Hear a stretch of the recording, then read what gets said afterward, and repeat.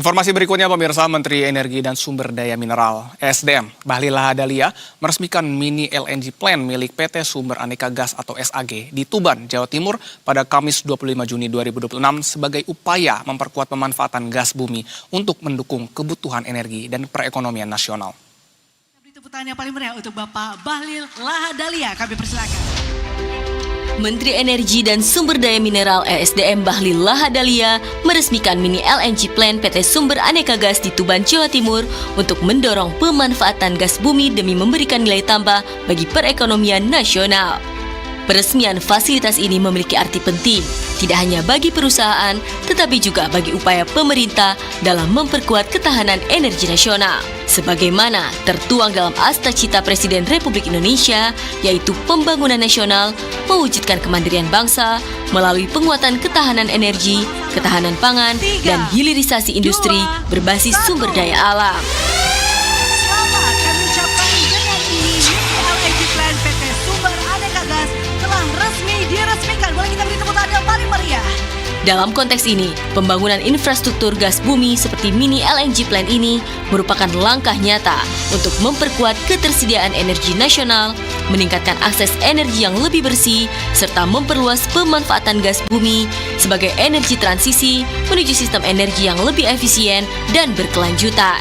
Oleh karena itu, pemerintah terus mendorong pengembangan infrastruktur LNG, mini LNG, jaringan distribusi gas, serta program substitusi bahan bakar yang lebih efisien dan ramah lingkungan. Pengembangan fasilitas LNG juga menjadi salah satu solusi untuk menjangkau wilayah yang belum terhubung jaringan pipa gas, sehingga manfaat gas bumi dapat dirasakan lebih luas oleh masyarakat dan pelaku usaha. Investasi yang dilakukan PT Sumber Aneka Gas melalui pembangunan mini LNG plant memiliki nilai investasi sebesar 1,1 triliun rupiah.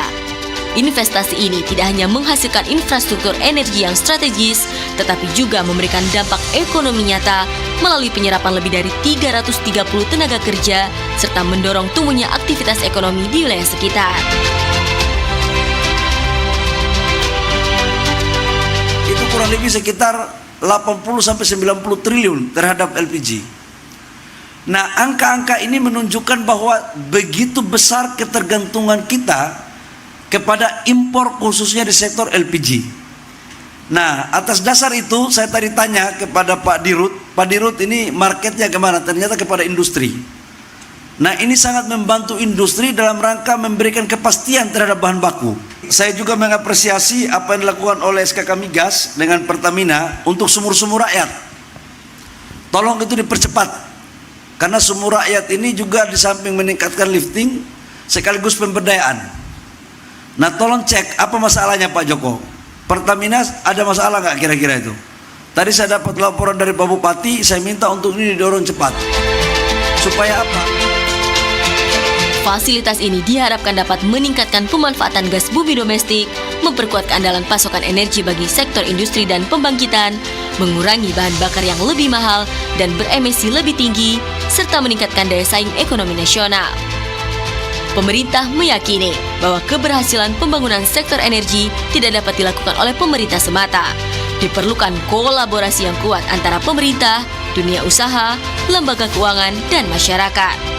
Pemerintah berkomitmen untuk terus mendukung pengembangan proyek-proyek strategis agar dapat memberikan manfaat yang lebih luas bagi masyarakat, dunia usaha, dan sektor industri di berbagai wilayah di Indonesia.